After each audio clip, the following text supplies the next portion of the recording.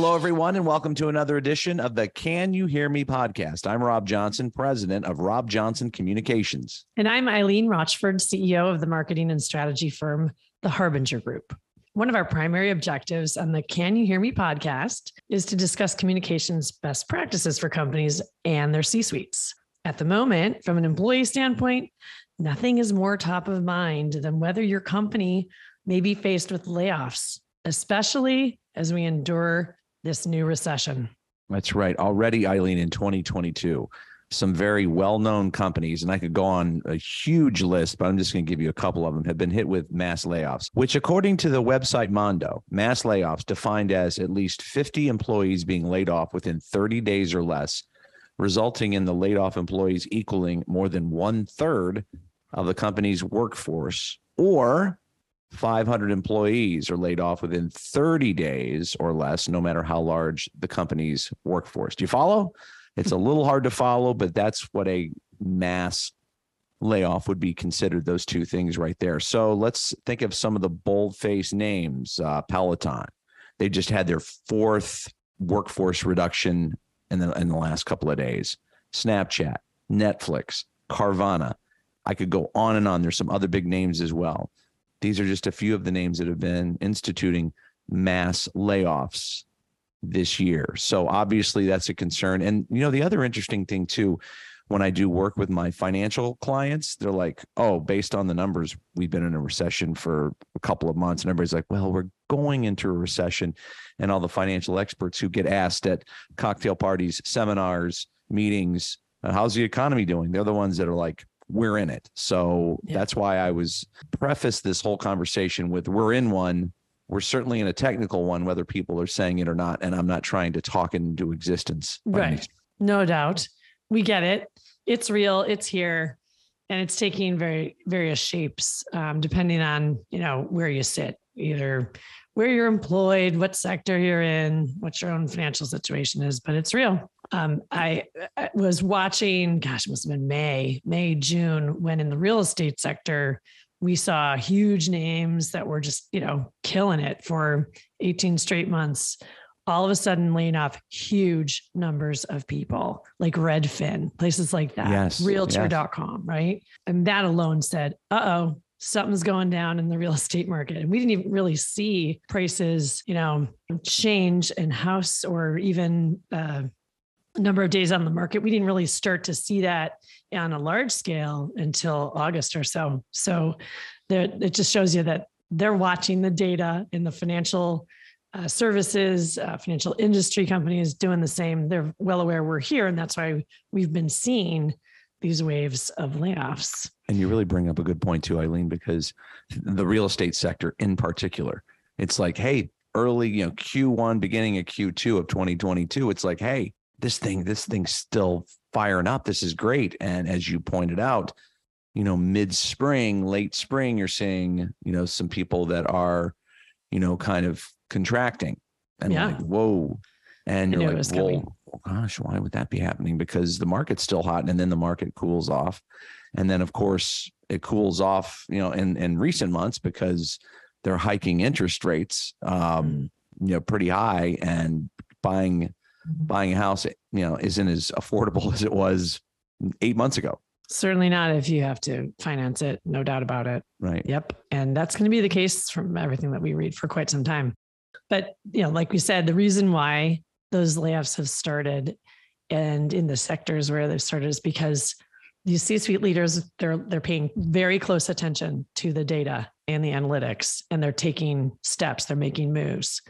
But I read just yesterday that some new survey information indicates that CEOs are expecting this recession to be short, which is good news. That's great. Again, any good news we can pass along is terrific news. Yeah. The expected to be short is fantastic. So, and we've seen this before, you know, these recessions that aren't entrenched, that kind of blip up, blip down. So hopefully that's where we're going to be. But right now we are dealing with the ramifications of a recession environment. So we're not just simply talking about the layoffs themselves here today, but what we're going to focus on is how to communicate the bad news to employees, because that's really what we talk about here. We talk about best practices in communication at work and as a leader. So if you're the boss and you're getting frequent questions about, are we going to have layoffs? Then, let's be real. You got to be transparent. And while you can't share everything or tell them everything that you definitely have to acknowledge the issue. It's present, it's possible, and people's feelings around this really touchy, sensitive, important subject. So if you are pondering layoffs to trim your budget, it's best just don't say you aren't looking at that as a cost-saving measure. Instead, maybe say something like that, while we don't want to see anyone lose their job, we're looking at many forms of cost savings, and a workforce reduction is one of them. That's one of the things that we're considering. So that's one way to approach this subject. Yeah. And you can look at it from the standpoint too, Eileen. You can also let people know, here are the things we're doing to try to weather this storm, this recession storm. And if you don't focus only on the workforce reduction, then they're like, oh, they are looking at other things as well. They're not just going to come, pull out the hatchet and get rid of people the minute they see a sign of a problem. The other reason I feel so strongly about what you're talking about here is because employees are vulnerable at a time like this, and they're craving information, and they need something. They need to know where things are going a little bit. Again, as you pointed out, you're not going to give them the keys of the kingdom and tell them every little internal meeting that's occurred. That's not proper. What is proper, though, is to show them the respect and have the transparency to do this. And the reason I bring this up, there is a company I know fairly well several years ago, not a client, that when all the pandemic stuff was starting, the boss was going around saying, oh, people were asking, because people ask, right? And hey, do you have anything you want to ask me? And people, when they're nervous, they ask, are you going to have any layoffs? Oh, no, we're fine. We're great. Everything's going to be terrific.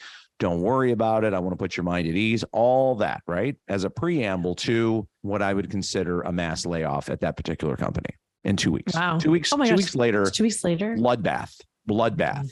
2 weeks prior, boss going around, no, we're fine. That is the absolute 180-degree opposite direction you need to be going in if you're a leader in business. Not surprisingly, that person doesn't have a job anymore. However, that is not the way to treat people.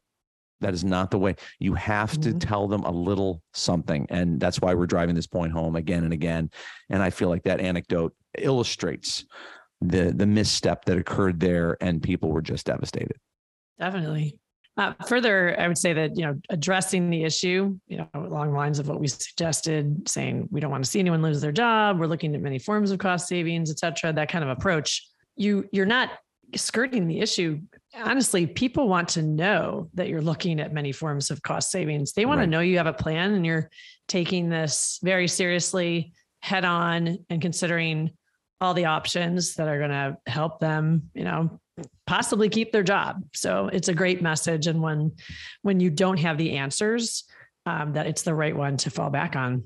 Yeah, I really feel strongly about that because, and we've done things in the past, especially as it related to the pandemic, but even as we're coming out of the pandemic, the Edelman Trust Barometer that I know you're a big fan of. And in recent years, the most trustworthy source for employees was their employer. And, and I think we've made the point in the past on this podcast that was not always the case. It'd be like, oh, my boss said something. I don't believe that. And then this unprecedented thing happens. And all of a sudden they're really looking for reliable information from the higher ups, from the C-suite, from the CEO at their company.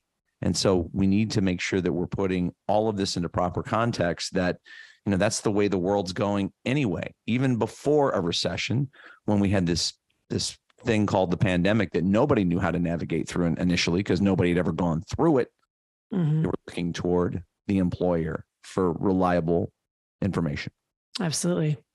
I'm curious, Rob, in your prior career, it's likely that you did not experience personally any kind of like being laid off, but you may have been part of layoffs in organizations where you were. Is that the case? Yeah. Yeah, it was really tough. It was always tough.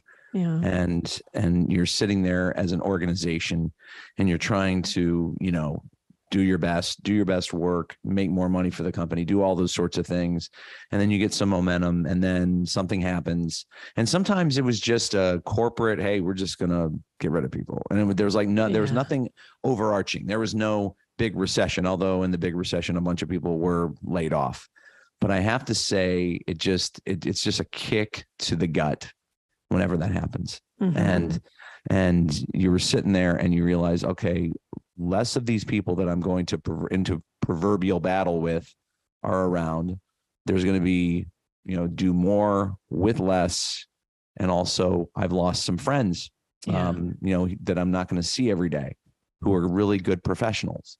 Mm-hmm. And so that's certainly a tough thing. And I never liked it. And then, you'd sit there and have to kind of get your wits about you and then say, okay, I've got to do my best, for the company. Yeah.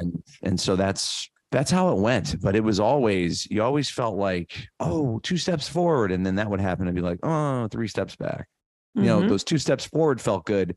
But whenever you're contracting like that, and not that it's easier when there's, say, a recession, when there's truly, revenue is drying up because of it for in that particular or any industry. But it really, you just feel like, oh gosh, I'm giving everything I have to this place, and I'm glad I'm still here. Mm-hmm. But I'm sorry other people aren't. So it was really good. And I have a question for you as a CEO, and I realize, we're not sitting here talking about Fortune 100 companies necessarily, but as a CEO, because I was reading doing some of the research for this particular podcast, and I was interested that CEOs might be a little more proactive than they might normally have been if the pandemic hadn't happened. Obviously, looking through that prism is almost impossible because it did happen. But the point I'm trying to make is I was reading that CEOs were caught off guard by the pandemic, that they're always thinking 3 to 6 to 9 months ahead. And this one caught them, and it happened to a lot of companies. And so now the suggestion is that people are really, really looking that 6 months out. And as you were talking about the real estate industry, for instance, hey, everything's going great, right? And then all of a sudden, why are these layoffs? And then, okay, here's August. That's why. Do you think as a CEO that your experiences during a pandemic might make you more, open-eyed to what's coming down the pike? People have gone through recessions before, but do you think that there's a heightened sense of awareness in C-suites? I do believe the answer is yes. I'm basing that largely on my experiences working with client companies that are quite large, because as you know, we're a very small company. I can speak to personal experience a little bit, but I don't think it's as relevant. Yeah. But yes, I definitely see C-suite leaders are paying far more attention to the data at 360 and in all the areas of operations and services, et cetera. They're looking at it inside and out in different ways that they didn't before.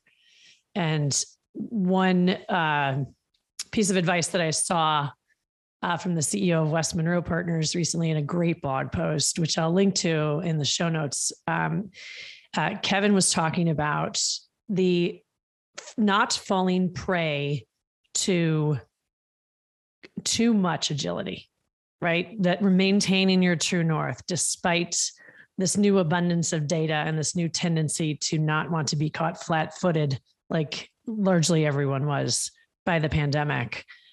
So there's, you got to find that balance between reading the data, taking advantage of what the data tells you, and recognizing, okay, some of this information I can put by the wayside safely and just kind of monitor. And I don't need to react immediately to it. And some of the information you do need to act on quite quickly, much more so than you would have probably pre-pandemic. That's what I'm seeing. So you don't consider it to be an overreaction. In other words, for the layoffs that we're seeing? For the person that's pondering what's coming down, what's coming ahead. Oh my gosh, looks like there's going to be interest rate hikes. and again, I'm thinking about the real estate industry because that impacts it so heavily. You don't feel like these CEOs are being overreactionary. You feel like they're doing their proper due diligence and really zeroing in on the analytics. Well, again, I'm not, intimately involved in any of these companies, but from what I've read, it really looks like they're able to see almost at a micro level the fluctuations that are taking place in key indicators that point to there's going to be a downturn. They've got, Right. In these, again, it's more of the online platforms for real estate sales like realtor.com, Redfin, Zillow, et cetera.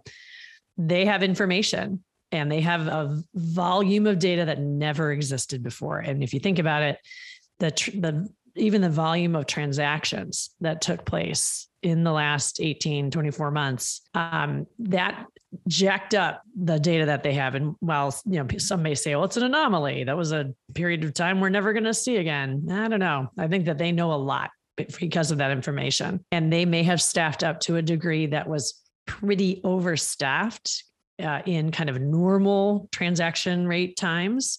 So they had to take quick action. And it's just based on everything that I've read, it seems like they did what they needed to do. And I'm also impressed, and I have a couple of clients that are always, even when times are good, pandemic, they're having record years, which doesn't happen to everybody, but it did happen to some. But even then, you're always, looking out of the side of your eye, like what's coming here, what's coming there. And what I found with a couple of them is that they're always looking for any little bumps in the road, not big potholes, but bumps. Mm-hmm. And they're adjusting accordingly when those bumps are happening, which means when the big pothole or they're getting ready to hit the big pothole, it's not as jarring as it might have been. Does that make sense in terms of the way you're doing business and not just looking at staff reductions as a solution? And let me give you one example. For instance, it's I can think of one company that's pretty aggressive recruiting diverse candidates and doing that sort of thing. And sometimes when little bumps hit, it's like, all right, we're still recruiting. Let's pull back a little bit. And those little things sometimes have made a difference. And so when it gets to the bigger thing, they're better positioned. And I'm not saying everybody is, but I don't know if you've run across that with any of your clients. Yeah, especially right now. One of the last things that they want to do when they've gone through so much to battle for either keeping the talent that they have or attracting new talent in areas where they were deficient, one of the last things they want to have to do is cut back on the people that they've had, because it's been really hard, right? Amidst everything that we've talked about on many shows, the Great Recession, quiet quitting, all of it. Right. So they're definitely looking, as they should, at those bumps, not potholes, I think, as you put it, which I love. Right. And they're using them as indicators of, okay, I should work on this instead, or we're going to focus our attention here instead. Yeah, absolutely.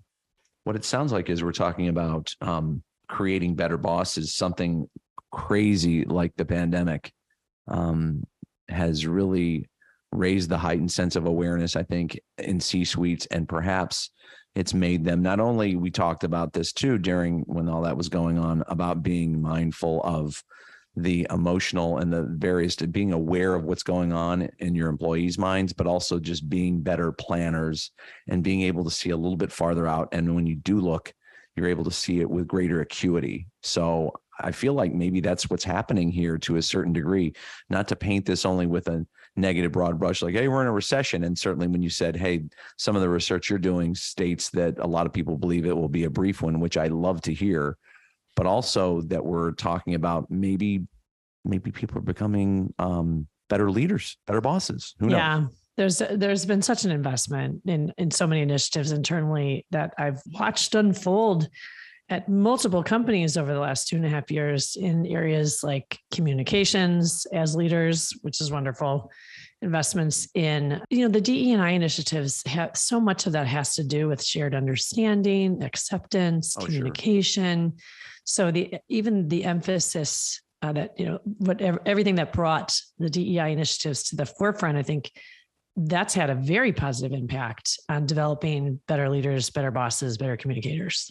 I agree 100%. Well, while the big boss is not likely to be discussing this widespread with his or her employees, we're talking about layoffs, it is likely the CEO will have that unpleasant task fall on the shoulders of their managers. And I found some pretty interesting sound advice for managers on communicating the bad news. This is by way of Reagan Consulting Group.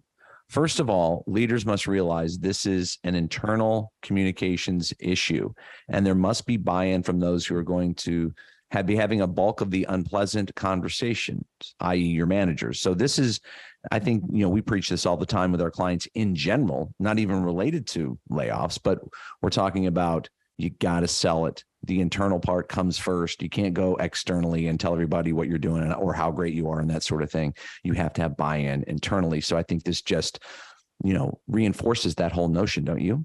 Mm-hmm. Absolutely. And so here's a couple of ideas that you need to ponder.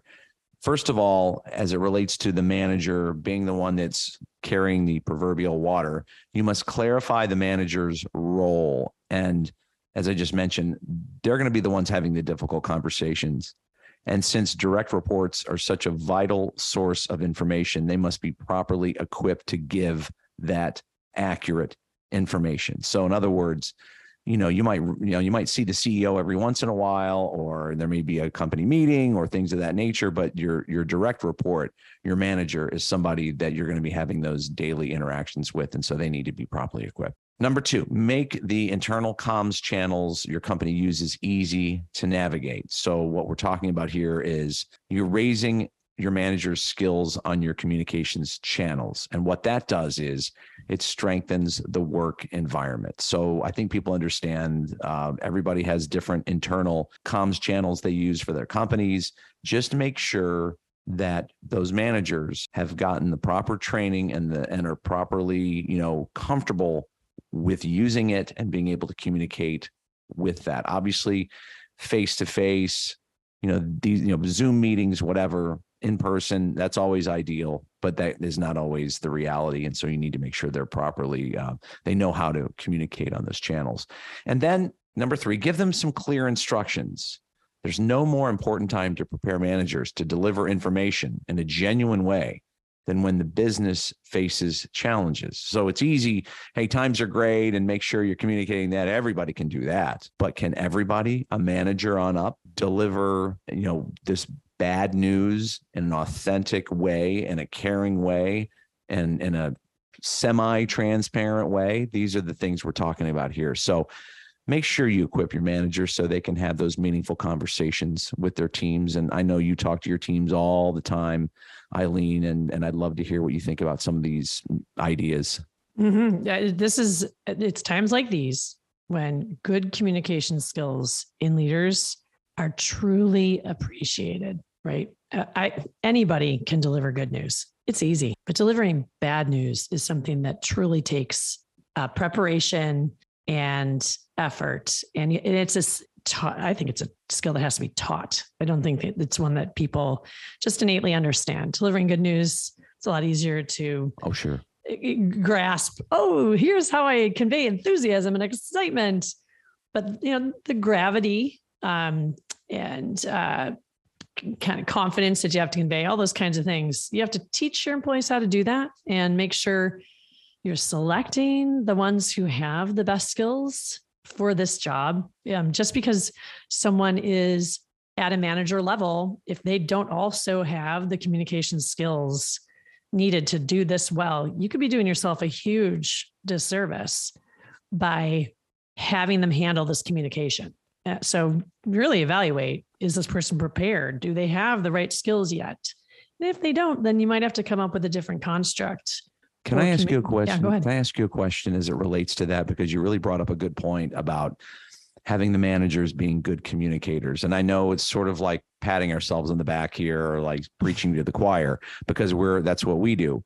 But if you're in a position as a boss and there's somebody that has, let's say it's a financial position, say a CFO, and this is all anecdotal. I'm not talking about anybody in particular, certainly your company or anybody else's, and they have great financial skills and they're not very good communicators. And they're a candidate for this job. how do the scales sort of tip in one way or the other? Or you have somebody who is very good at the financial part of it and they're an excellent communicator. Who's going to get that job? Are you going to get that genius CFO numbers person and then coach them up and give them the professional development they need to do what you said earlier just a minute ago about being, taught certain things? Or are you going to say, gosh, in this current business climate, I know this person has the numbers down, but I mean, listen, numbers can make or break you. So I'm not minimizing that at all, but I just think it's something that I'm interested to hear based on somebody that sits where you sit or that consults with people who sit in those seats. I would imagine that decision is going to come down to culture of the organization and priorities.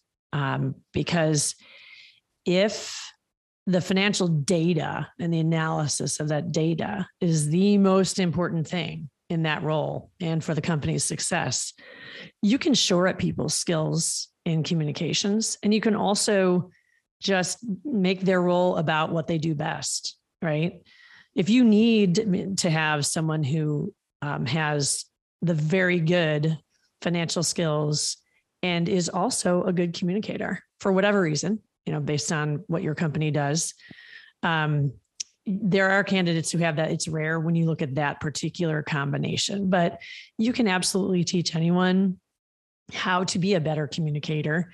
Will you elevate them to a level of being great? Probably not, right? Some of this, you can be naturally a little bit better at this, but I mean, I can share from my own perspective.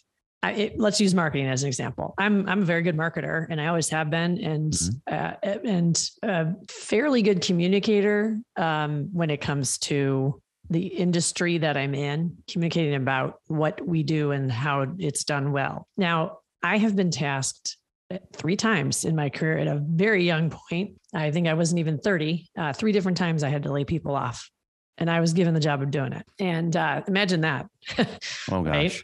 So I'm inside of companies where people who report to me are going to be given the news by me that they're not going to be employed anymore. That was one of the most terrifying and upsetting things I've ever had to do. And in one instance, the last instance, thankfully, the HR department was there. They were present with me, with us, and a couple other, like VP level folks delivering the news to the people who were being laid off, which was very helpful. And we definitely got some coaching in advance of it as well. So the third time was definitely better, given, more support. So despite the fact that, I'm really, really good at, in a communications industry, communicating bad news that was impacting someone's life directly, was not easy for me at all. And if I hadn't been prepped as well as I had been the third time around, I don't think I would have agreed to do it. Honestly, it's that really upsetting. Interesting. That is really interesting. Yeah. So there you have it. I mean, I'll have a couple more things to add here. Like, think about the authority. Like, who really has the authority to communicate these types of messages? Now, traditionally, when someone's being laid off, the person who's being laid off, they're told by their direct manager and probably someone from HR. Like, it's like a duo, right? Yes. But who tells the rest of the company this news? Who tells the rest of the team this news, right? I wouldn't call it a hierarchy, but there's certainly good ways to do it and bad ways to do it, right? And I think people, when we talk about authority, people of high credibility and authority, they are the people who should be delivering this kind of news. So your CEO should be taking responsibility and communicating company-wide, for example, even in a small organization. Don't miss these steps. It matters. Roles matter, credibility and authority matter. Right. And the way you treat people on their way out the door matters. Oh, it sure does. Absolutely. Well, we have some do's and don'ts as it relates to delivering tough news, bad news, right? So I think we can, let's roll through some of that. I'm sure people love to get some guidance on this very, very hard thing to do. In general, it's best to communicate directly and to convey, as much, I guess, strength from experience as you can. In other words, saying things like, we've been through this before. We know we can handle it. We have a clear plan. We're going to get through this together, and here's how we're going to do it. Those kinds of things. You have to give them some specifics. So yes. Yeah. And employees are starving for information. Don't be shy to over communicate in the sense that allow multiple conversations. When I say over communicate, I certainly don't mean give more detail than you should. It's more allow them to ask questions, because sometimes it can take time to absorb what's actually been said. If they want to come back to you later in the afternoon and ask questions, if they want to ask questions the following day because they've thought about it overnight and they've, conjured some new worries, let that happen. It's got to happen. So, yeah. And I'm glad you clarified that, because it's not like, all right, we're going to tell you everything that's going on. No. You're talking about the frequency with which you communicate or engaging people and just kind of helping them through some of this, kind of process some of this information. So that's very important. And the strength from experience thing, I think, is very important. So I think something that's relevant to that would be, listen, this company went through, the Great Recession in 2008.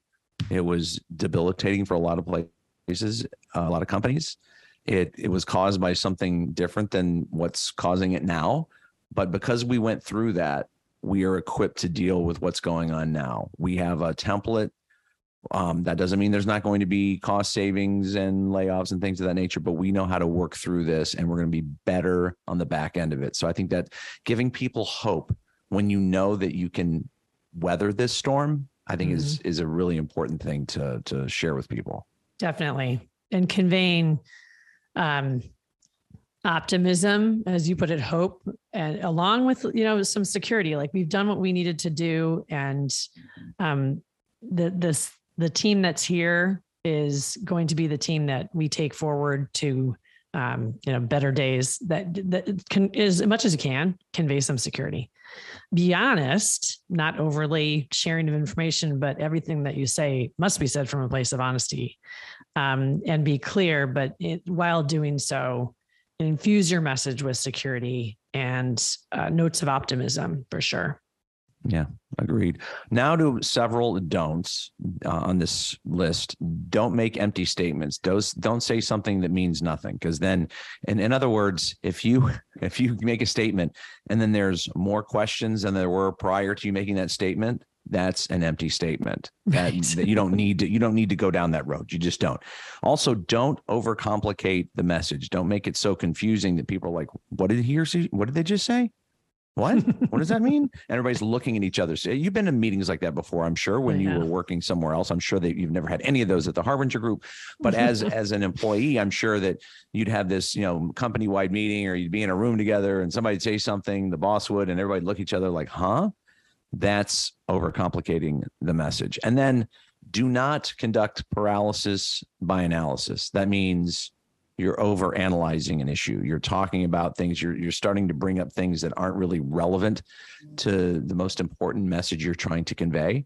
So you start analyzing it, and that's also going to cause people confusion. So and angst. Yeah, right.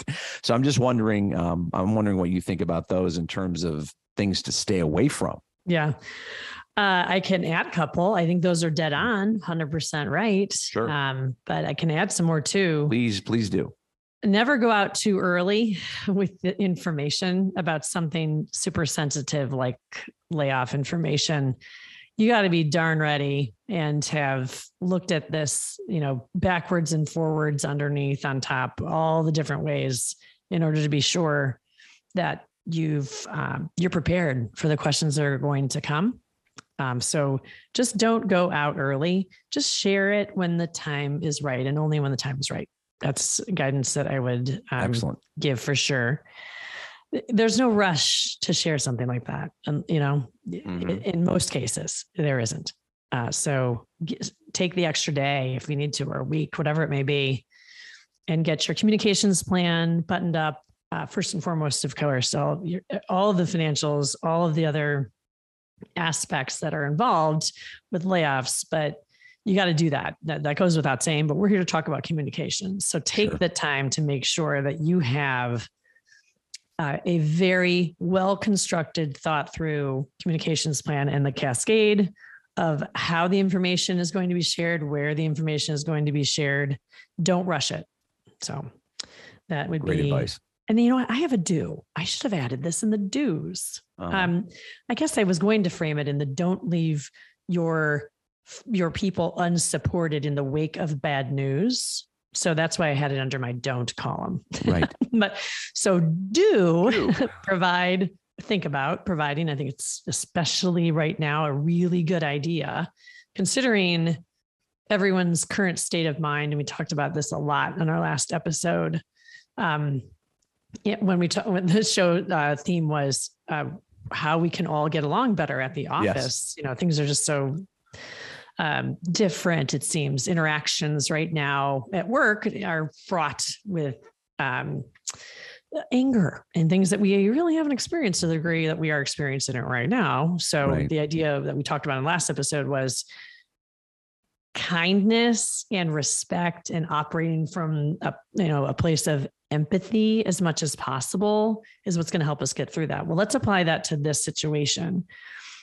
People aren't in the greatest state of mind to begin with. So if you're going to go through a very difficult delivery of news and the aftermath of those who are left having to possibly do the same amount of work with less resources, you really better consider supplementing the mental health resources that you make available for your employees so that they can get through this without burning out even faster than the pace that we all seem to be on right now. So I would advise, that's kind of I put it under the don't, but what I really mean is it's a do. It could be a do or a don't, but the point that you're making is very important. And I would just say this too, and I know you didn't bring it up for me to give you a pat on the back, but I think one of the things that's always impressed me about you leading the Harbinger group is even before the pandemic, this was always a concern of yours, the mental health piece, the how are you doing piece, the what can I do to help you piece.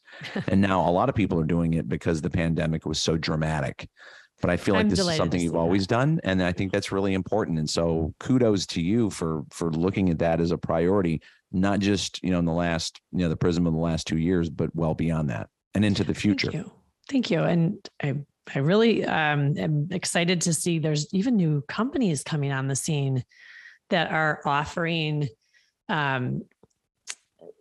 psychiatric and therapist employee services, not for HR leaders. And so they're giving them, it's like, I'm trying to think of one right now, but I'll include it in the show notes. There have been a couple that it's so great because it's digitally delivered information for HR people. But honestly, I believe it's very relevant for C-suite leaders and managers as well to read about, say, the topic of psychological safety, for example. That's one that's come up so often in the last couple of years. And I'm hearing it, I'm seeing it in even client companies. I'm delighted by this.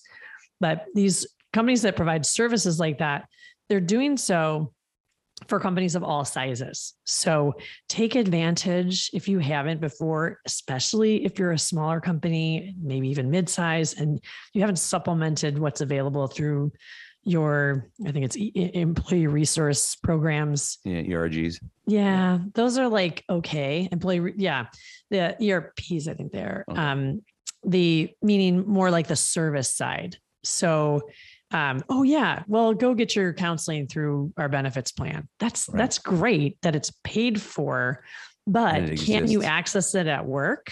Is it easy? And also, are you equipping your leaders, with their own understanding of how to establish psychological safety, how to be supportive and be empathetic and all of those things, which, honestly helps them become better communicators. So encourage particularly the small business and mid-sized business leaders to look into supplementing their mental health services. I think it's called I Feel Online is one, but I'll clarify that and put it in the show notes. I'm just super impressed by even the free information that they have in their blogs.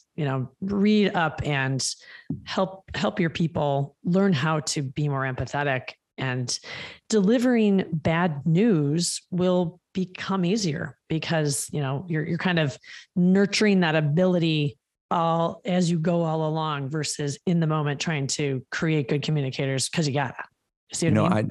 I don't like to sit here and come up with, podcast ideas for future episodes, but I just heard somebody in a seminar who's right in that space that you're talking about. Oh, fascinating. And I'm thinking she would be an excellent guest. So I don't want to say her name. I don't want to say when it's going to happen because, we got a lot of legwork to do there. But I was like, sure, maybe we should make, I'm sitting here, and this should be part of our internal monologue. But externally here, I'm like, maybe that should be a future episode in the next month or so. And so we'll make it happen.